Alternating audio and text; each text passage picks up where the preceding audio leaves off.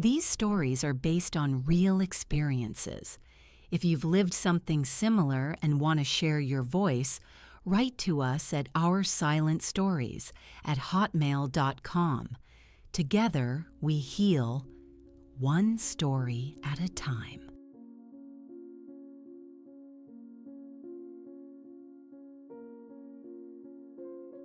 It started with one story, my story. Not a dramatic story, not a loud one, just a quiet truth I had carried alone for far too many years. I never planned to tell it.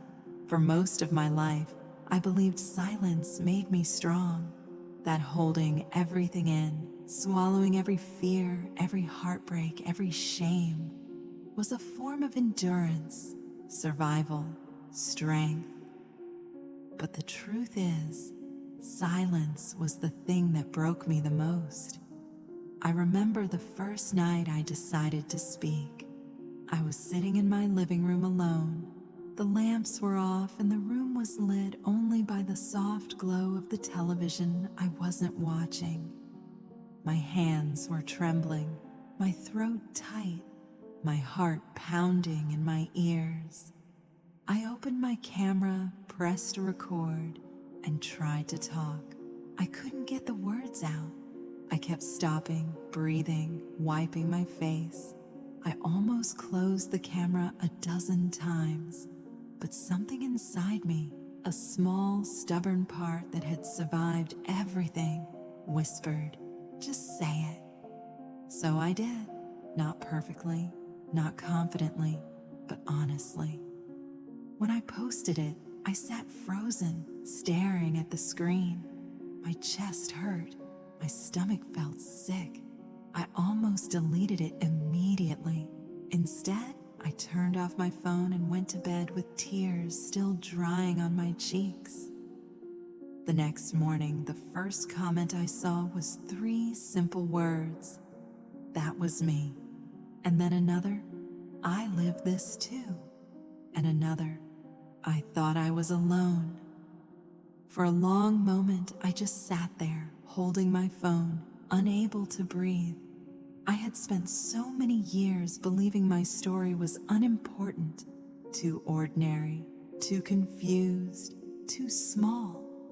But here were strangers telling me they saw themselves in me, that my pain was familiar, that my silence mirrored theirs.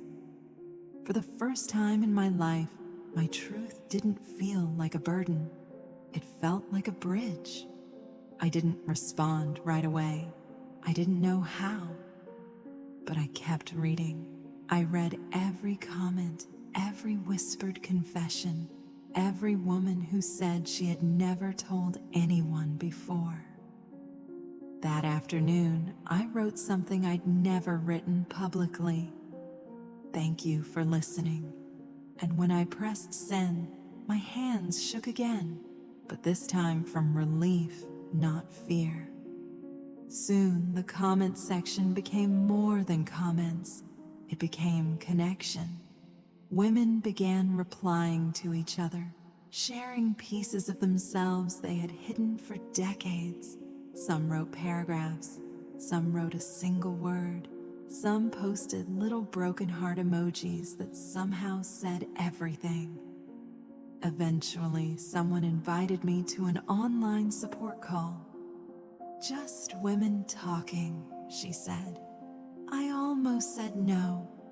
My instinct was still silence, but something inside me nudged me forward. So I clicked the link. When the camera turned on, there were 7 faces on the screen. Tired but kind. They greeted me softly, like they already knew me. Maybe they did, in a way. I didn't talk much in that first meeting. I mostly listened to stories that sounded like mine. Stories whispered with shame, cried out in anger, spoken in tired resignation. Every woman had her own version of the same ache. A controlling partner, an emotionally abusive home, years of pretending everything was fine, silence, loneliness, fear. Hearing them didn't break me. It made me feel understood for the first time. Week after week, I kept joining, and slowly I started talking. Just a sentence or two at first, then longer. Sometimes my voice shook. Sometimes I cried before I even spoke. Sometimes I couldn't speak at all, but they always waited. They always listened. And not once did they say, "Are you sure? Is it really abuse? Why didn't you just leave?" Not once. Instead, they said things like, "I believe you. You're safe here. You're not crazy. You're not alone." It was the first time in my life I felt those words were true. As the months went on, more women joined. They came from small towns, big cities, other countries. Some were young, some older than me. But we all carried the same hidden bruise in our hearts, the kind that doesn't show on skin but changes everything. We shared photos too, not of bruises or pain, but of healing.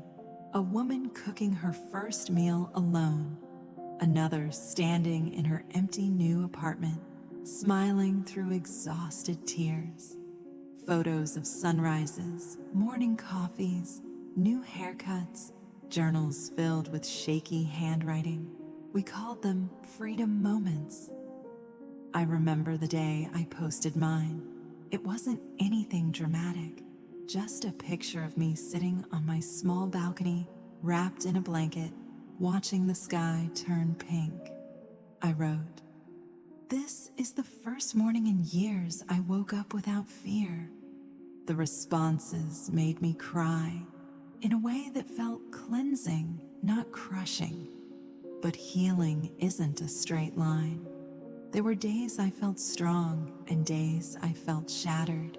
There were nights I lay awake, hearing echoes of his voice telling me I was worthless. There were mornings I doubted I deserved peace. But now, for the first time, I had people to turn to. A message away. Women who didn't need explanations, who didn't question my story, who had lived through their own storms. And then came the day I shared my full story in the group, the real version, the version I had never said out loud. I cried so hard I could barely get the words out. I had to stop again and again, but every time I paused, someone whispered, "It's okay, we're here." When I finished, the screen was full of women wiping tears. One said, "You are so much stronger than you know." Another said, "You didn't deserve any of it." Another whispered, "Thank you. You helped me speak too." And that's when I realized sharing my story wasn't just healing me, it was healing us, all of us.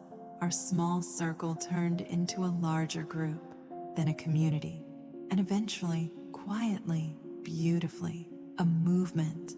Not about hate, not about anger, not about revenge, but about truth, about connection, about reclaiming our voices after years of silence. And when negativity came, because it always does, we didn't fight it with more silence. We didn't fight it with rage. We fought it with more truth, with more compassion, with more stories. Because once a woman decides to speak, no force in the world can silence her again. Now, years later, I look back at the woman I was before all of this, the woman who sat alone in a dark room, too afraid to speak, too ashamed to exist. And I want to hold her. I want to tell her, "You're stronger than you think, you're braver than you know, and you are not alone." I know that now. I know it every time I see a woman write, "This was my life." I thought I was crazy. I'm finally leaving. You gave me courage.